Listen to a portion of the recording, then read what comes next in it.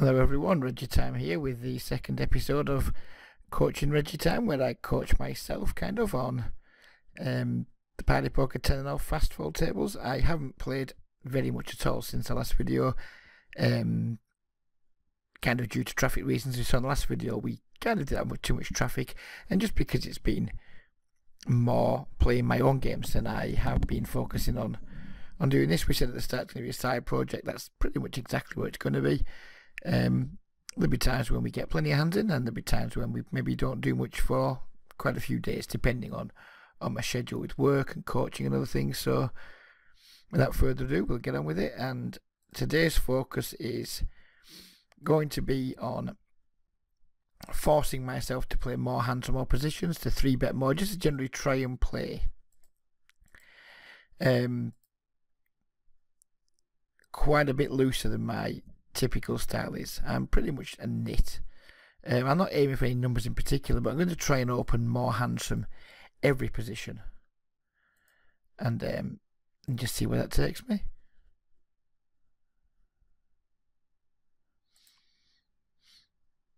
I'm going to be doing a bit more 3-betting too. Just generally going to try and find way more spots to be aggressive, way more spots to steal the blinds, way more spots to defend our blinds. Just basically play more hands from all over the place and see what happens. I think one of the bigger problems that lots of players do have is being scared money and trying to be a little bit too careful, a little bit too cautious when they play. It's certainly something that creeps into my game when I play at the upper end of my games. If I was playing, say, 2NL on, oh sorry, 4NL on Sky, I could play incredibly loose aggressive. When I'm playing 50NL Zoom, for example, I will be pretty tight. And yeah, I think it's natural. It's a natural thing, but it's something that we want to try and not succumb to. There's nothing wrong with being naturally a tight player. I'm naturally a tight player, but be naturally tight because that's your strategy. Don't be tight because you're short on buy-ins to something. If you're short on buy-ins, then move down to a limit where you're not short on buy-ins and try and play whatever your natural game is. And no, I definitely don't play enough hands from the small blind, and I definitely don't play enough hands from early positions. So that's what we're going to be focusing on in this video. I'm fine with my button, my cut-off, small blind and early position, the two seats I want to focus on most in this video, and try and ensure I'm opening more from both of those positions.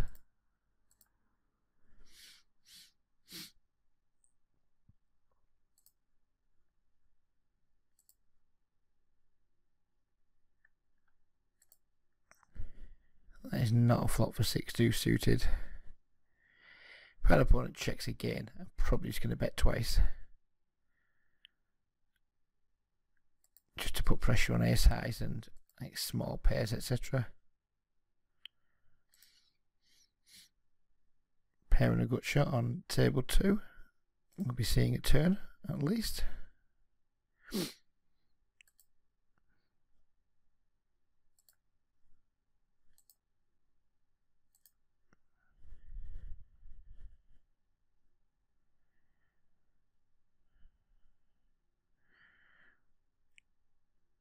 We have a straight on table 2 now, and we make a bet and we take it down, which wasn't what we wanted really, but that's what happened. A raise with our ace 10. It's very likely we have the best hand. Lots of worse hands we get called by. Worse 10x, for example, medium pairs, flush draws, wheel draws. And if we just take it down, then fine.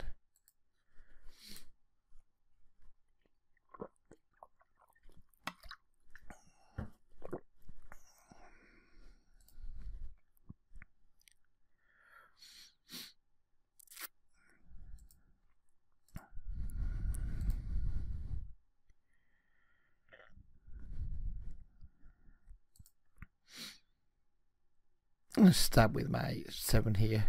It's very likely it's best hand. If our opponent's just giving up and check folding, then there's no need to give him a chance to realise any equity he might have with, I don't know, so he's got a hand like king, whatever, king jack or ace 5 or something. If he's just in the mood to check fold it, then let's not disappoint him. Let's not give him a chance to suck out on us. We're not value betting there, we're not wanting action, we're just kind of wanting to win the hand. But if we do get action, you know, we have some cards that can hit for us that can make things end quite nicely. Queen 10 suited just giving up out of position multi-way, completely bricked.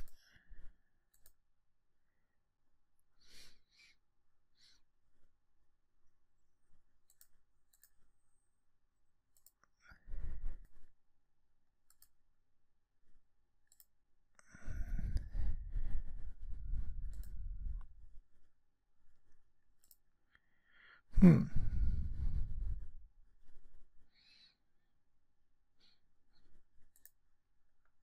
not going to fold to this donk bet, but I'm not a big fan of facing pot side donk bets. The face of it, that seems like a good card for us on the turn. He starts to slow down. He could be lining up for a check raise here. If we do get raised, it's going to be a pretty tough spot, but we're going to bet for value.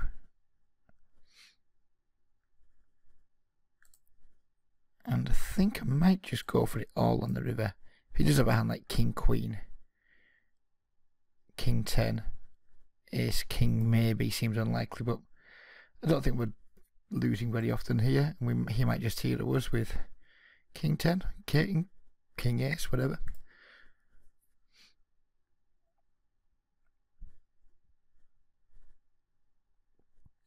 And that seems like a good result for us. Pretty pleased with the outcome of that hand.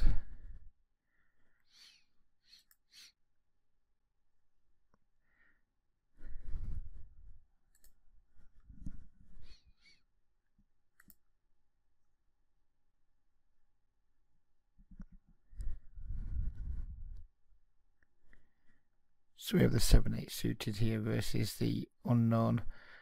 We're going to hope not to get squeezed, and we're going to try and see a flop. Don't get squeezed, but we do completely brick, so we'll be hitting the full button as soon as we get the opportunity to.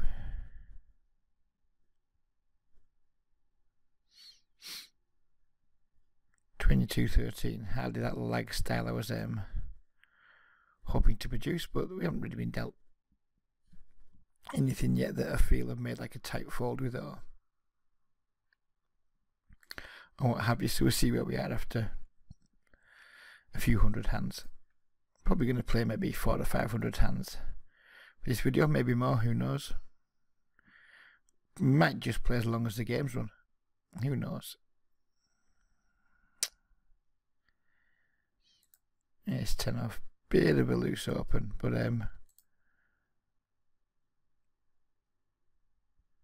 we'll do it anyway. Brad 1 Cal, that name rings a bell.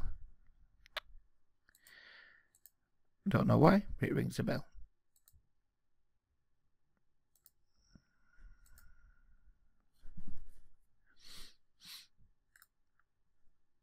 Two ladies. We like the ladies. We're going to 3-bet.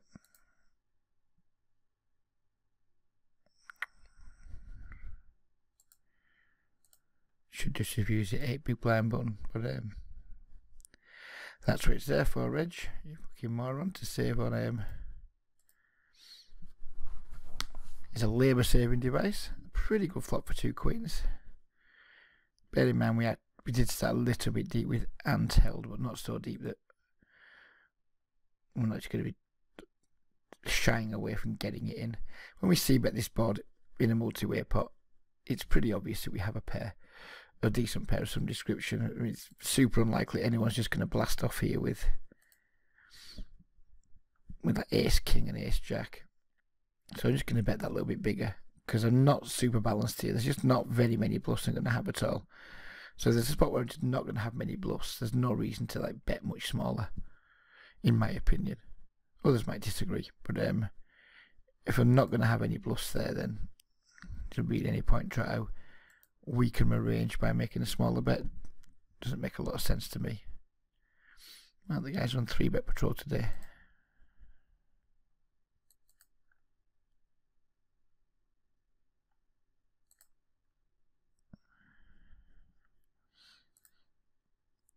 And Brad's already 3-bet as once. Let's hope it doesn't happen a second time. No, he just gets the snap full button out this time.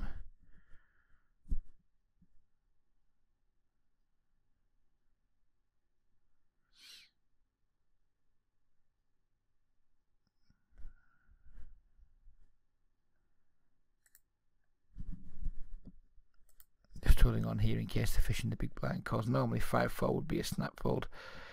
But if the fish you're looking play in the big blind came along, I would probably just take a flop.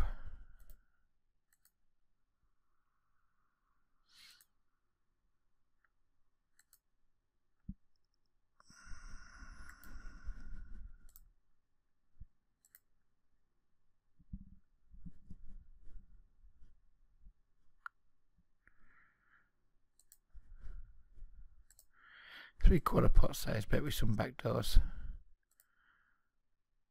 And let's see what happens when we raise. Certainly lots of turn cards we can barrel. That may not be one of them.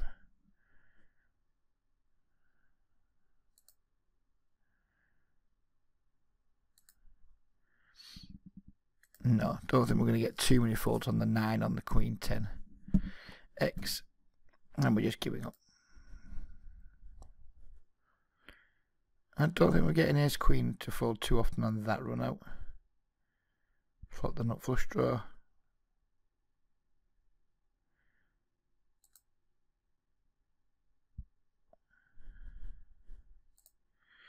I'm going to go with the small C bet.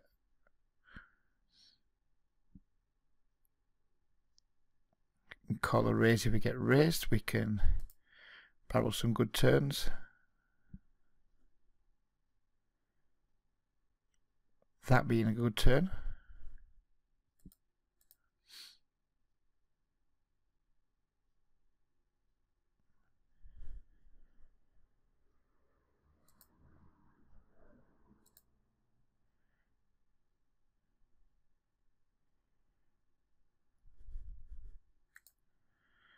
And check back our jack with a weak kicker on table 1.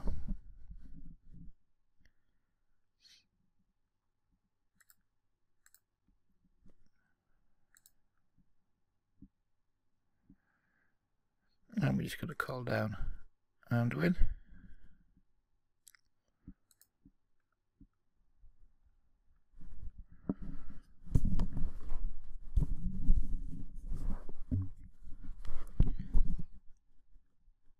I'm not going to open the deuce 4 against somebody who looks like they're pretty loose. And we're stealing. We want to think we've got a reasonable chance of they're still getting through. I think not the shoe. I mean, the shoe. There's some guys that would open that hand, but against people I'm not. You know, that are just going to look like they're pretty active and play a few hands, set himself up to play a 4 high out of position, blind versus blind in spots where people don't fold much. I'm not sure that's such a good idea. King 10, we're getting great price pre-flop, pretty rubbish hand, but take a flop and go from there.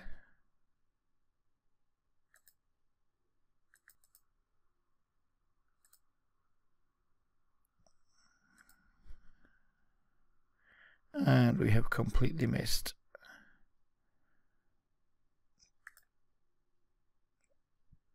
If it does turn out our friend there is c-betting too much, I'm sure we'll have plenty of opportunities to exploit that. We don't have to be just going nuts on the first few occasions we think he's maybe being a bit cheeky.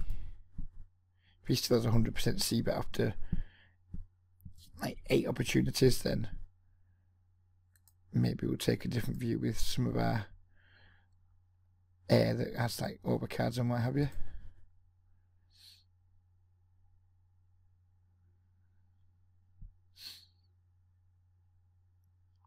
Second time that Brad's 3-bet us.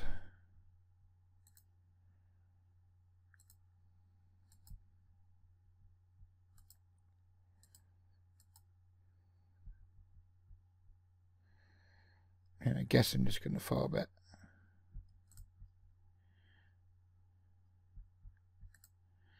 And get it in.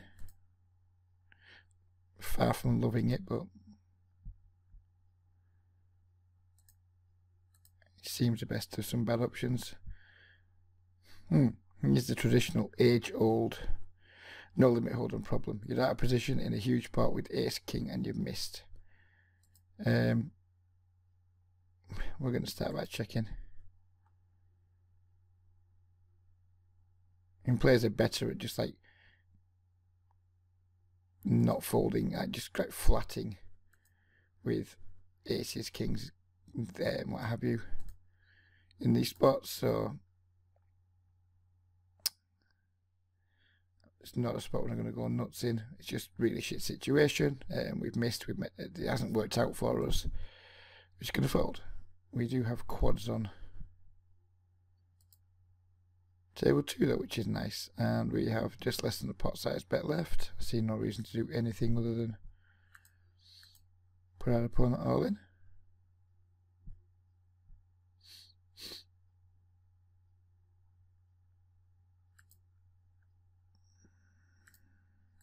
Maybe should have made that 50 there.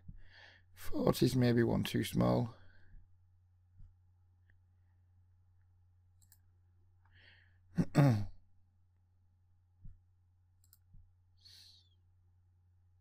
Don't know anything about the big blind here. I don't know whether to 3-bet or whether to just call. I'll go with the call, I think.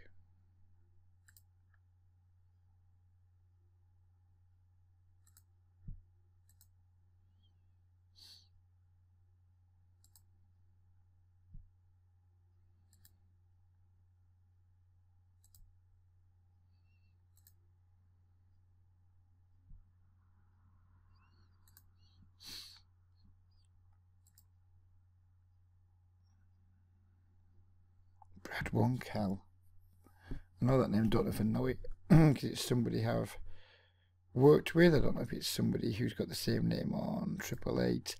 Something about Brad Woncal. If I am known to you and you're watching this video, please do remind me how I am known to you, how we're known to each other. The Brad Woncal, I'm kind of thinking more Australia and New Zealand than Canada, but who knows? A call with the ace-6 suited versus an unknown who doesn't have as many chips as last player. I don't really want to be going for 3-bet bluffs against people who aren't auto-reloading and who are less likely to fold to me. I would check back some of my stronger aces here, but I think we'll bluff with the ace-6.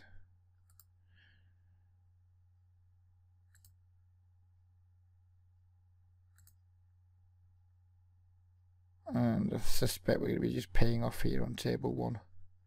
But we've kept the pot small enough, and he might just value bet worse or just randomly bluff here. He didn't, of course, but he may have done.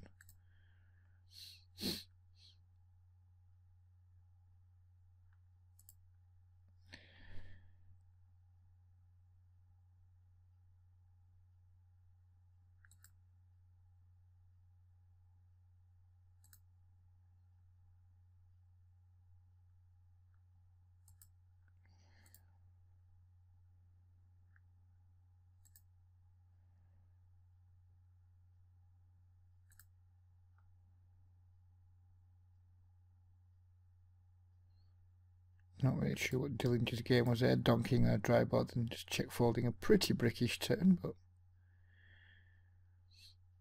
turned out okay for us.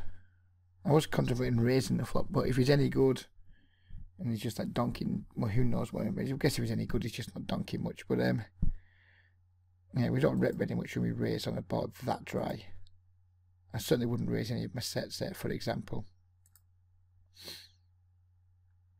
Don't want to get raised at any point here by Clark Kent, because that would really suck.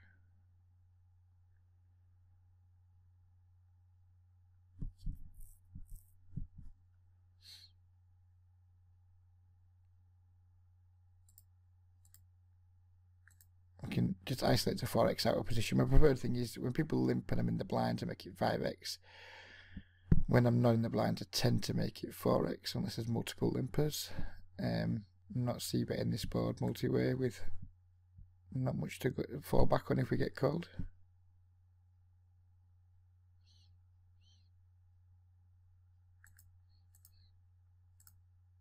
And we just go for a little bit of value on the river if he checks to us again.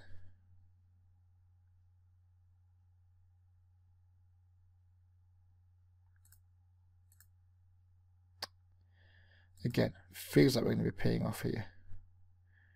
But our hand is very undrawn. There's just no way we can fold. And we weren't paying off this time.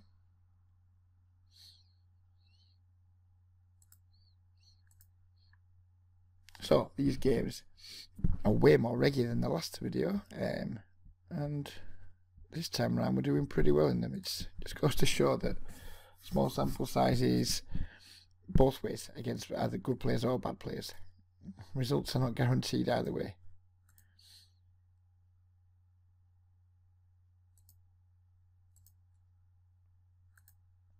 Probably one of the worst hands I would see, but for value here would be the Queen 9. If we had Jack 9, 10 9, I'd probably be inclined to check call with those.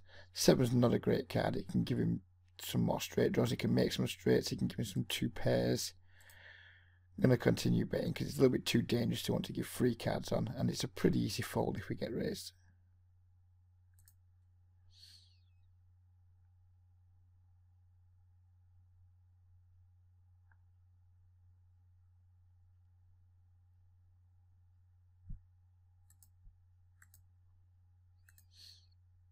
If you've reached this point in the video and you want to know a little bit more about me, if you're new to me, I am a nano stakes and micro stakes poker coach. I've been playing and winning at poker for the best part of 10 years now. Never really moved beyond the micro stakes. I did play a little bit of 200 nil and a tiny bit of 400 nil back in around 2011. No, probably 2012, 2013 actually. And apart from that, I've just been a micro stakes player pretty much most of the time and not had a huge amount of inclination to move away from it. I have a job, I will have a job, I have a little business, I have lots of other things going on in my life. Poker, I'm a very enthusiastic hobbyist, winning player type. Play for fun, but also play for profit type of player. And those are the guys that I tend to try and find to help out. Guys who are currently playing for fun and would like to also play for profit. If you are currently losing play at the micro stakes and you are looking for some help, please do have a look at my contact details below the video. And maybe we can do some work together.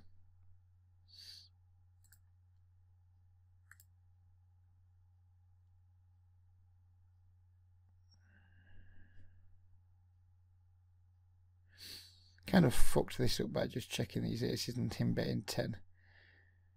Fucked it right up basically. Not folding the ace jack just yet.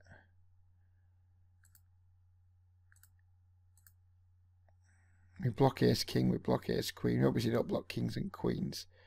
It's hard to flop a set though, yeah? If he bets again, we're probably just going to have to let it go though. And I think there's a chance we can just have the best hand in. It can be airballing, given that he's pretty loose aggressive. But we just let it go. And this hand on the other side's complete total clusterfuck. He min bets a flop. I'm not really sure what's going on this table. And that's what's going on. I think we could just fold there. Fuck the entire hand up though. Too busy with the ace jack. Doesn't really concentrate on the aces. And as a consequence of that, neither hand ended well for us, but never mind. Probably would have lost, well, definitely would have lost more had I just c-bet the aces. And it was an easy c-bet. Why I checked, I'm not entirely sure.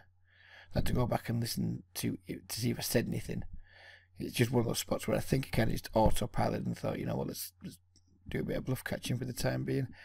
Right, so we have a player who's playing lots of hands. With the ace queen here, we're going to just call with our gut shot backdoor flush.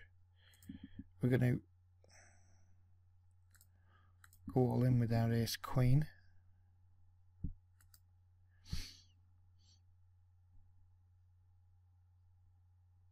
Did feel a little bit rushed. This is the one thing I don't like about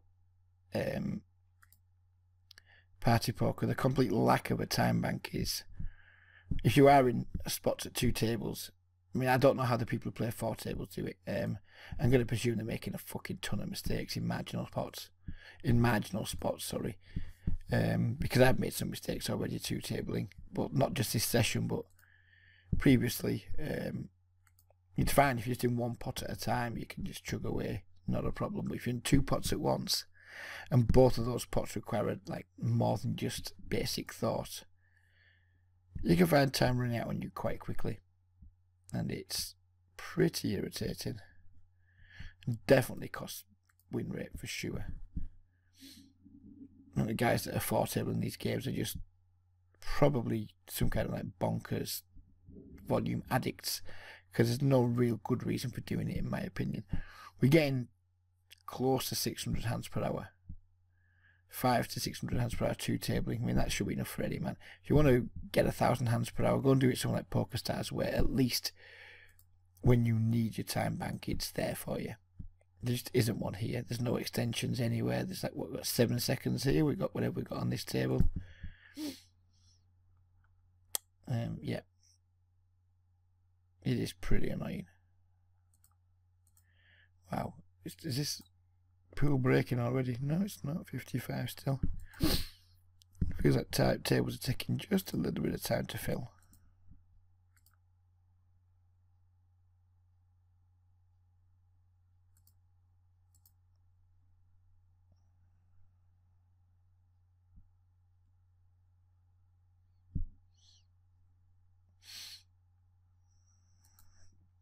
Lots of donk betting.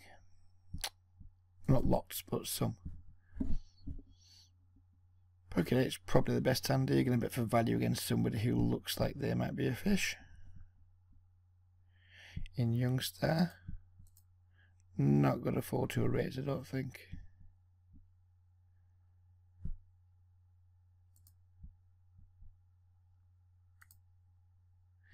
These Dutch guys are pretty crazy.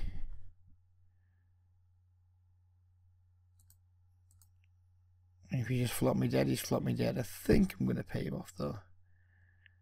Checks a turn. I'm going to bet really small here just to give him a chance to raise again, because I'm pretty confident we have the best hand. And if he's running some like mega trap, then he's just going to felt me, but no. He did give a little bit of a tell off there with his, if you rewind the video back and look at his bet sizing, he left himself with an exact round number. And that is something you will sometimes see fish doing subconsciously when they're bluffing. And it's just something to look out for. It's not super reliable. It's not a rock steady. It's not a rock solid tell. But I think it's got some merit. I really do.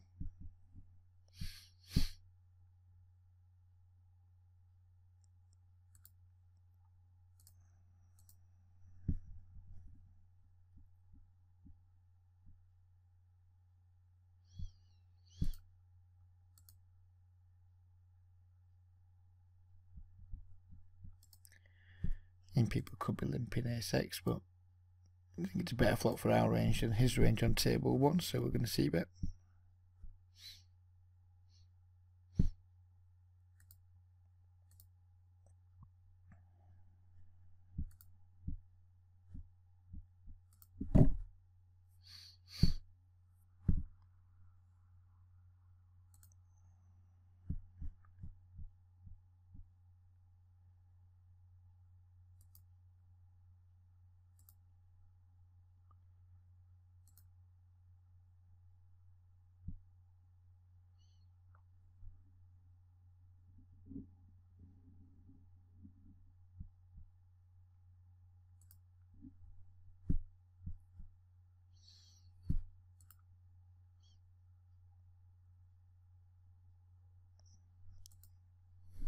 Dillinger, that's a good old word. I do like the word Dillinger.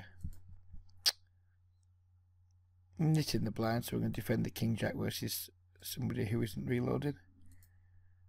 Fair enough, they seem to be not like super loose at the moment, but they're not reloading. Flop a good shot, 2 overs, backdoor flush draw. We're going to see a turn. We're not going to see a river though.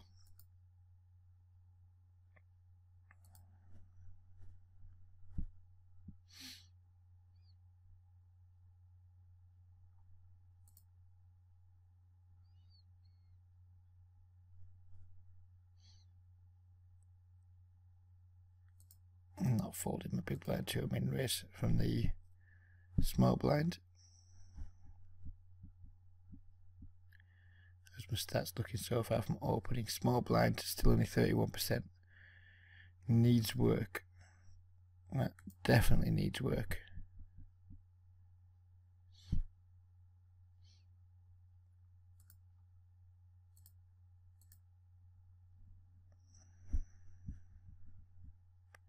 Just going to let the 6 go if he bets here. Check your record. He doesn't. I think we're just going to lose a lot of the time, but pot's so small, I don't think we're going to. We might not even get him off a 10. Certainly won't get him off a king.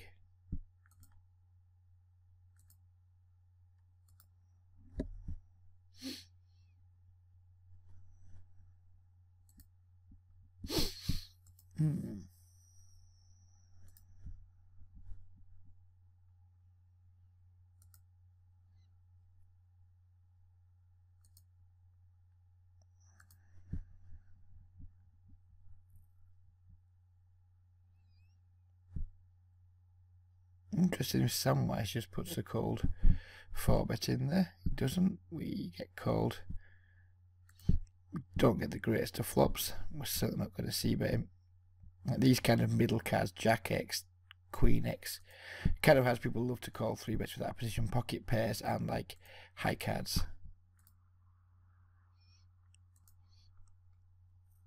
So it's not, and we're not going to see bet when the boards hit that type of range.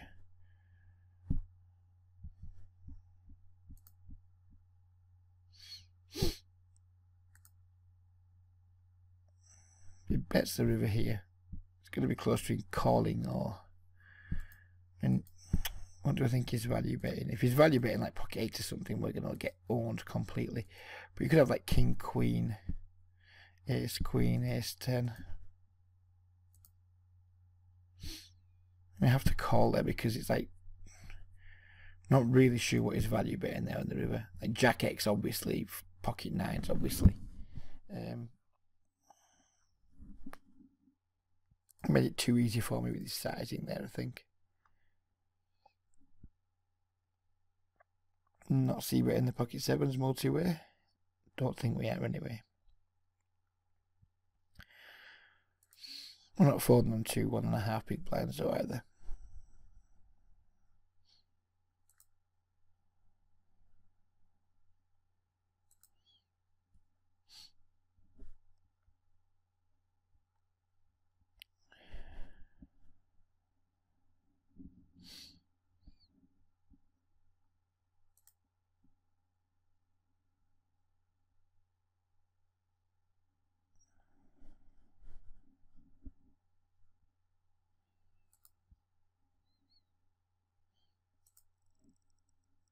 Just try to show me 7s down if I can. I'm interested in that disaster bets because I'm not really sure what he'll be repping for value.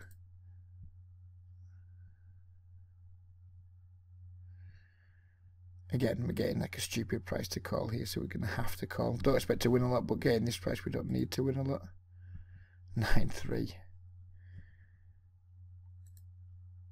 Games are dead. Games are dead.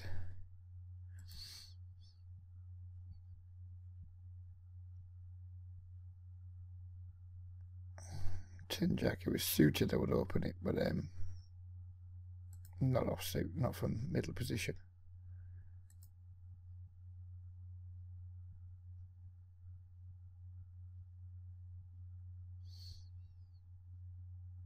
Somewhat of a loose open from the cut off. Hope that Brad doesn't punish us.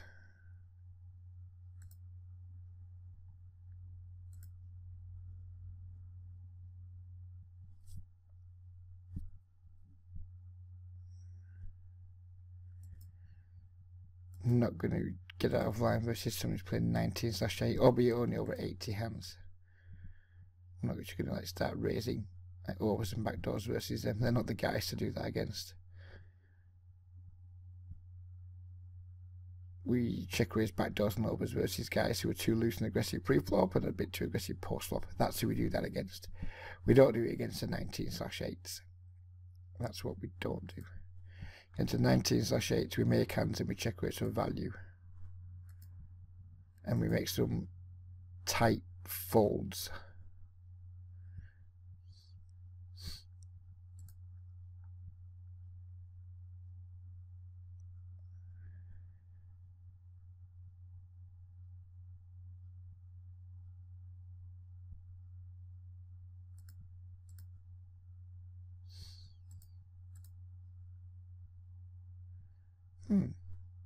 Oh, 2 nice flops in a row.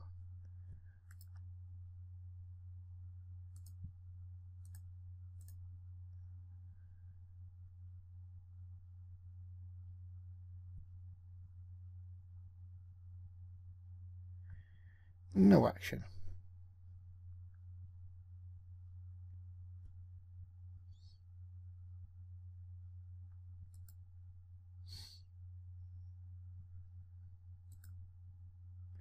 Really not into this min-raising blind versus blind. I'm sure someone somewhere in some video said it's a good thing to do. I respectfully disagree, particularly in the micro stakes.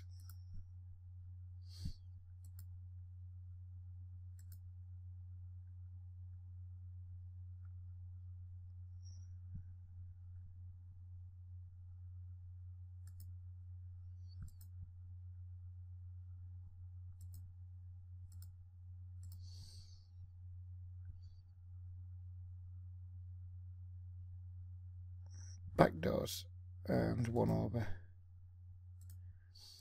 I guess we're going to make a c-bet against someone who looks like they could be tight, albeit over a small sample. And I guess now we're just going to empty the clip.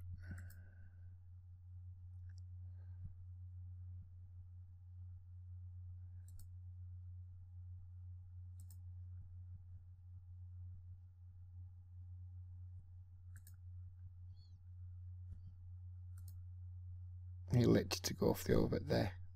Absolutely sucks if they jam on you when you do that, but when they snap fold, it's good.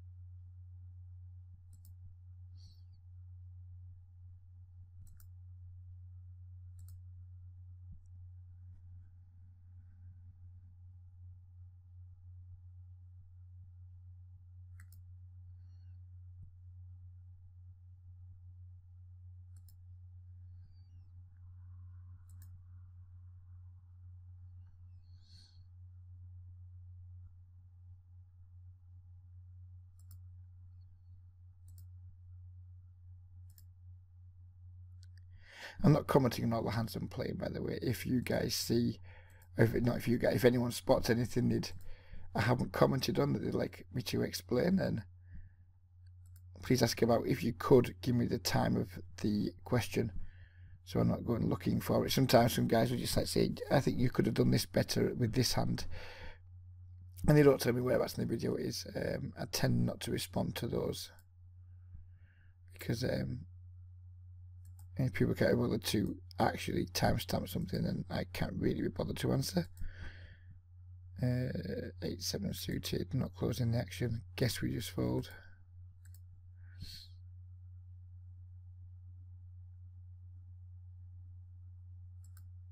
No idea what he could have here.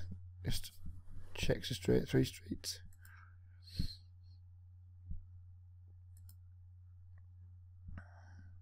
I don't think checking strong hands with 3 streets when your opponent is showing 0 interest in the pot, I don't think that's a good play at the micro stakes.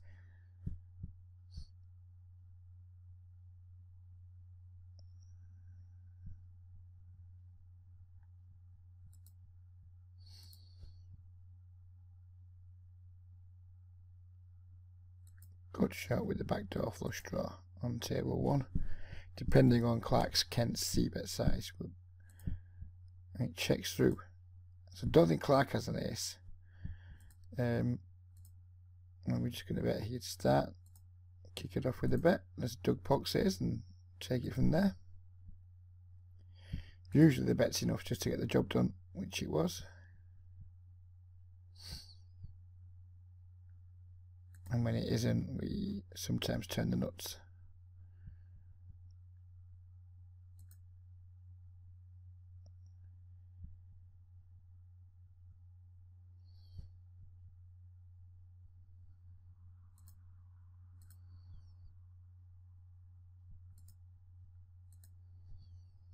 Folding the ace queen to a 4, but we are 3-betting it kind of as a bluff pre-flop. We're not looking for action really. I guess we don't mind if the small blind calls and we get to play in position. 4x. Deep against someone who's playing a lot of hands. But we're out of position, so we're going to fold. If it was in position, there's a chance. If it was in position against a weaker player there's a good chance I would have called. 3-betting the king queen to try and isolate against somebody who's not playing a full stack and who's min-raised pre-flop.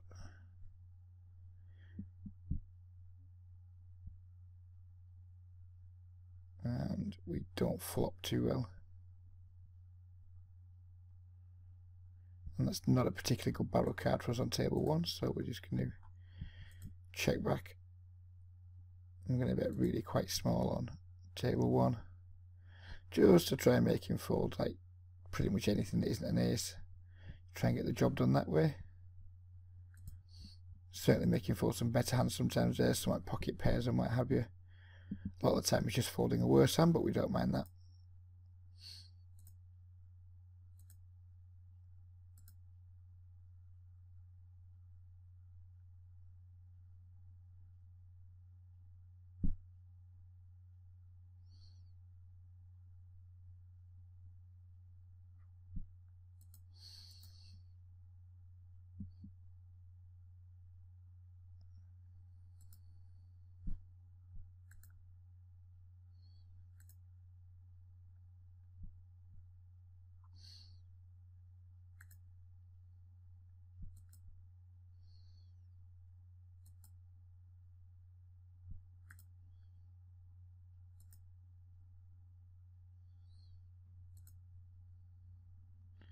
Could be owning myself here against 0 day, but I'm going to go for a very thin value bet.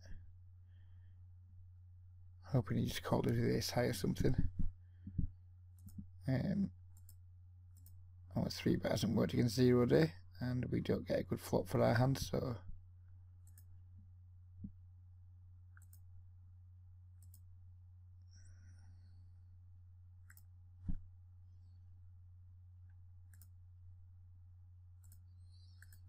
pick up a good shot on the turn, so we're going to bet, and I hope he folds, of course. Be quite sad if he raises. Not expecting a raise too often after he checks the flop back.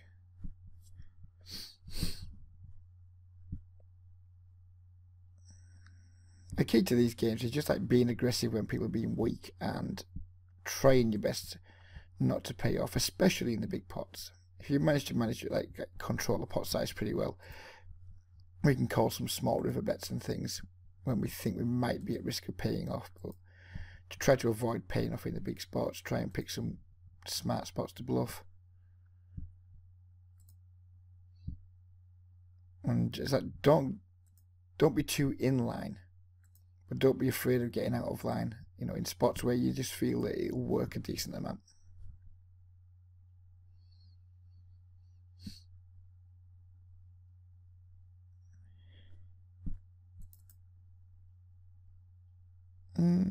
Ace 9's right on the borderline of aces I would check back. I'd certainly be checking back ace 8 and ace 7 here. And just about bet the ace 9, but we'll bet it small, giving a chance to call with the type of hand you want to call with.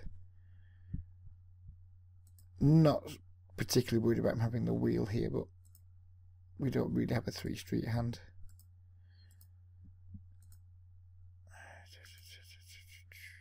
Maybe we might value on ourselves here against hands like ace 10 and ace jack. But if you're not value owning yourself, at least some of the time, you're probably not value betting enough. Ace king, yep, we did value own ourselves, but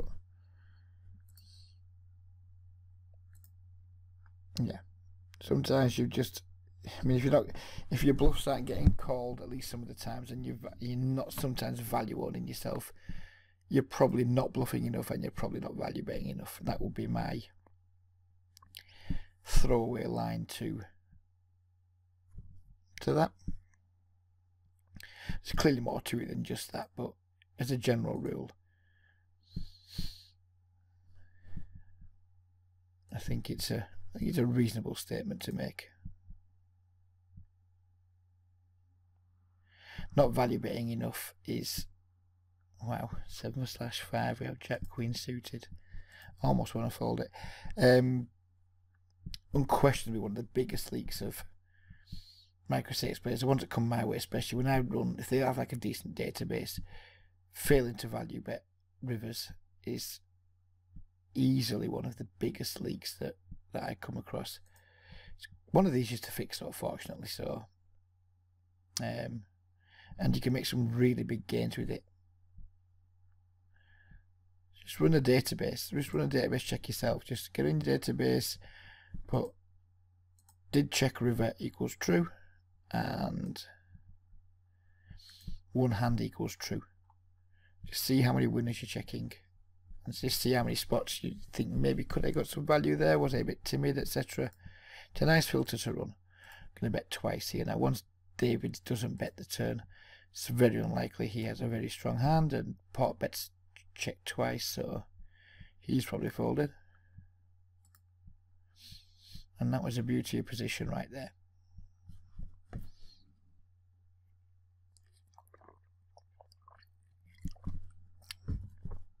So how are we doing with the stealing? Buttons up at 60, which is fine. Small blind's still been on the low side, but I'll go back and look at it and just I'll run a filter at the end for hands from the small blind, just see if we did miss any opens from the small blind.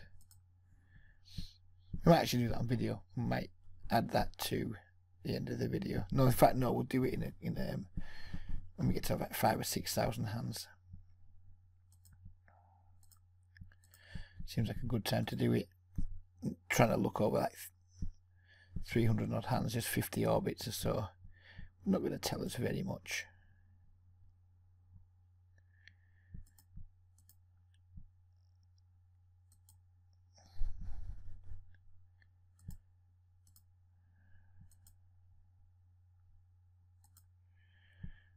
I get the feeling Brad's capable of being tricky.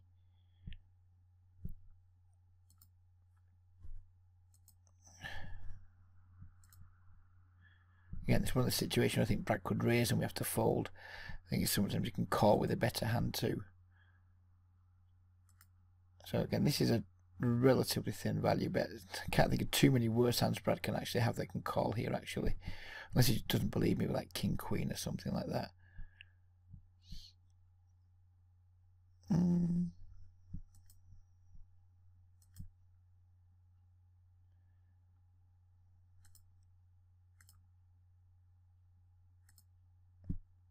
And a 3-bet the jacks.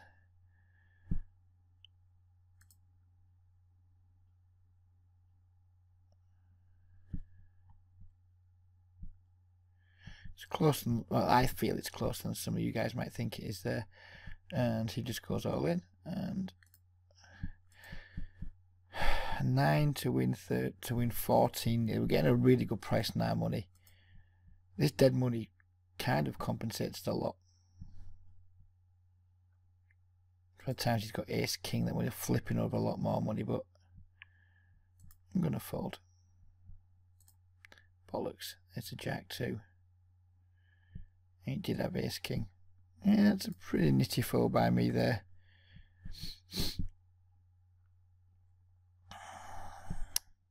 I'm not playing results, so I'm not playing. The best we're going to be there is a coin flip versus whatever the player was called. The problem is, the best we're going to be is a coin flip, but there's plenty of money to flip over. That was the issue there. I don't know. Maybe it's a call. Maybe it's a call. I'm not entirely sure.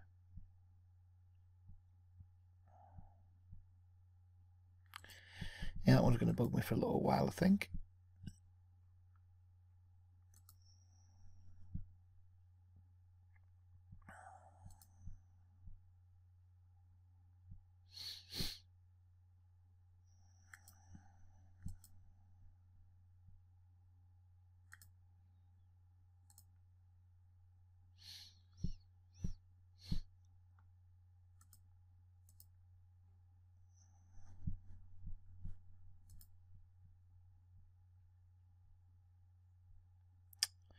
Still thinking about that. I'm going to switch off from it now. I'm going to switch off from it for now.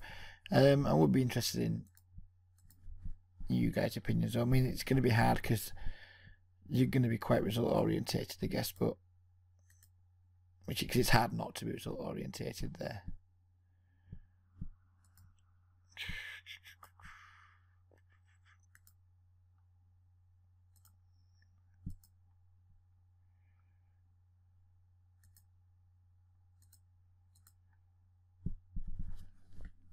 Get your king 4 off out, sir. Might be a little bit too loose, I feel, to defend for a 2.7x.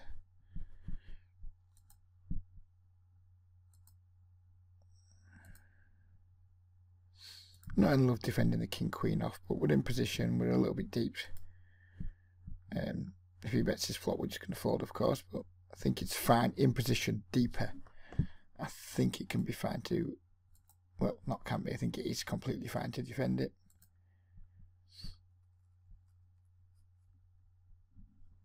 If he checks again here. Problem is, because we have king queen, we block kings and queens quite hard, which is some of the hands he will have to play this way.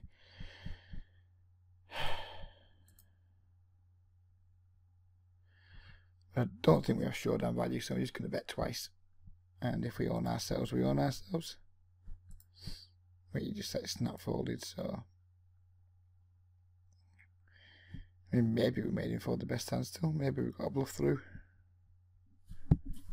Maybe he just had like pocket tens, no club, and just thought, fuck it. Nothing much I can do. I hate my life.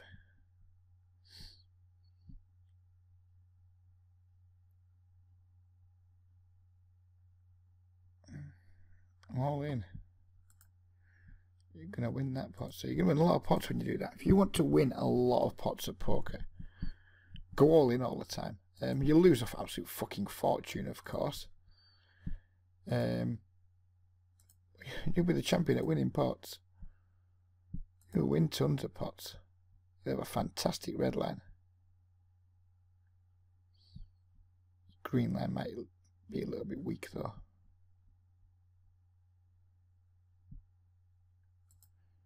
Zero day 4 betting us again. Where are you from, Zero day? Poland.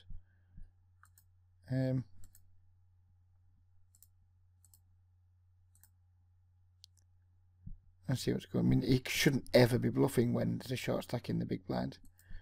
Or small blind, whatever he was at.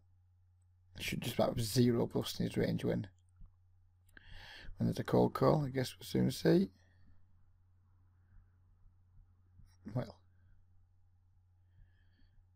Zero day obviously played his hand fine. I'm not really sure what the kind of big blind was doing, but no offense to Zero day, but we're glad that the guy with the jack 4 won the pot.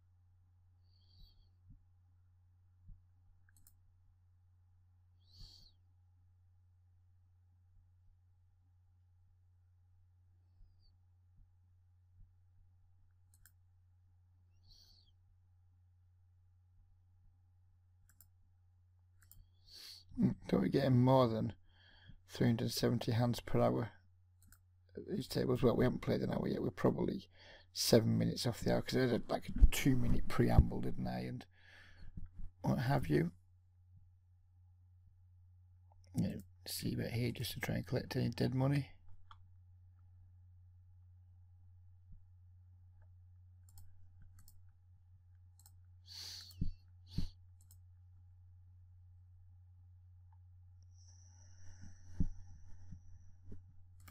Just gonna give up with the jack deuce.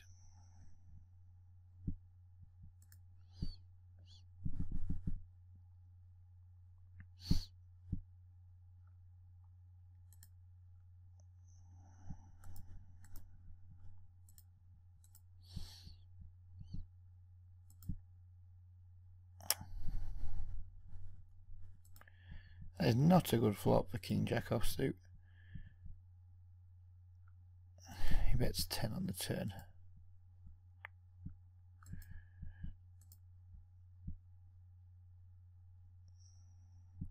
I mean, we're just going to lose to like a deuce here, aren't we? But we do beat some like shit draws that you might have had. Wow, 3-9.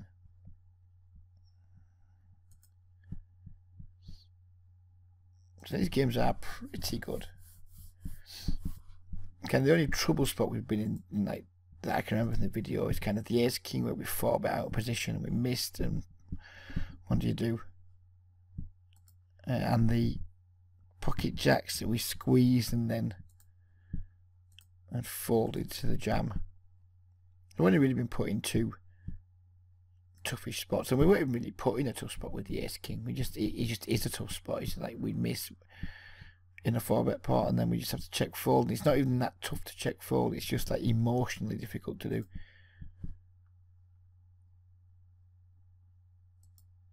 Discipline is vital to winning at poker in 2017. There isn't a huge amount of difference between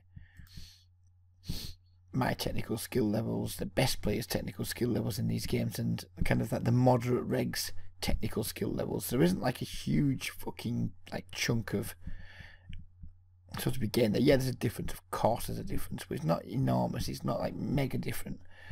Some of the biggest edges you have is just, or you can create for yourself, is just learning not to spew, learning not to tilt as much, learning not to get pissed off, learning your early trigger signs, your early signs for tilt, so you can either just check yourself, check your privilege, and just carry on with your session. Or sometimes you'd be like, you know what, I can't get over this, can't get over it, I'm a little bit cheesed off with whatever it is that's cheesing me off, and just end your session early. Just having that level of self-awareness is going to be a big advantage. If my self-awareness is better than your self-awareness and we're the same at everything else, then I'm almost certainly going to have a much better win rate than you are.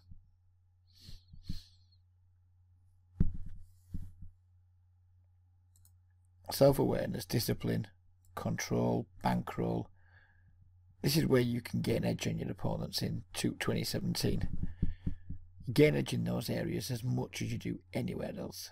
Just giving up with the 7-5, of course.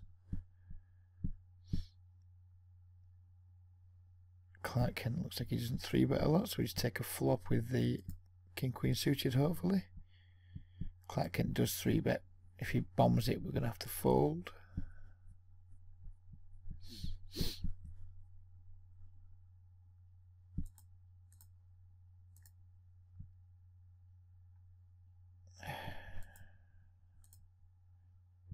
If he just check back an ace, then good for him, he's going to win 2 bets from me.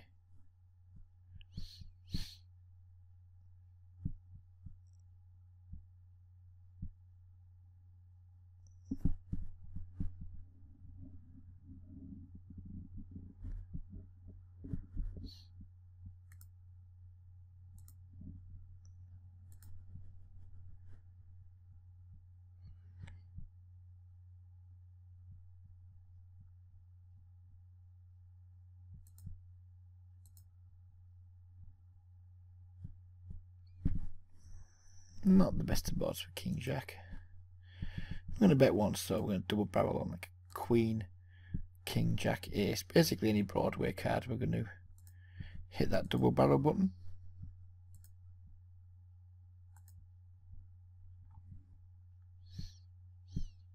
Not on the offsuit 3.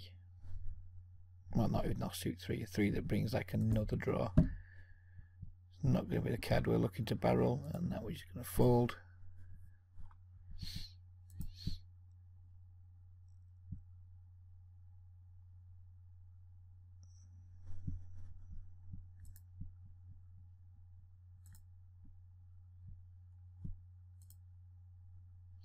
Pool started, I think there's a bunch of one tablers.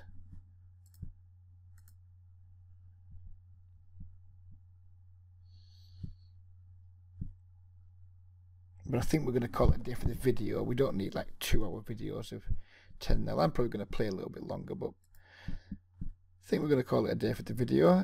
Any feedback you guys have, please do give it to me. Any hands you want me to take a second look at that I didn't cover very well, please do ask. And if you want some help with your game, please do ask. My rates are $25 for single session, $45 for 2, $50 for 3. If you want to buy in bulk and buy 10 sessions, then I ran a promotion back in March that it's not being like thrown in people's faces, but it's still there for anybody that wants to take advantage of it, which is 10 sessions for £100. No refund. So if you have 4 or 5 sessions do really well and think, you know what, Red just took me as far as he can, I'm going to try and get a £50 refund, then that won't happen because it's so cheap as it is. If you do go from losing to winning and being ready to move on, then you've had £100 well spent, haven't you? Even if you haven't had all the sessions, and then the sessions are still yours to take in future. If you want to give them, bequeath them to somebody, or sell them to somebody, I have no issue with any of that. There just won't be any like refunds 3 or 4 months down the line for any unused sessions. So yeah, there we go. That's all from us for this session. We're back with another video hopefully quite soon, depending on the traffic on the site and my normal grind schedule, but hopefully we're going to try and stick to 2 or 3 videos per week. This is the second video of the week and we still have some days to go, so hopefully I'm going to stick to that. I should have seen about this flop really, but never mind. Too busy summing up. So yeah, we're going to call it a day there, and we'll see you guys again really soon. Bye bye for now.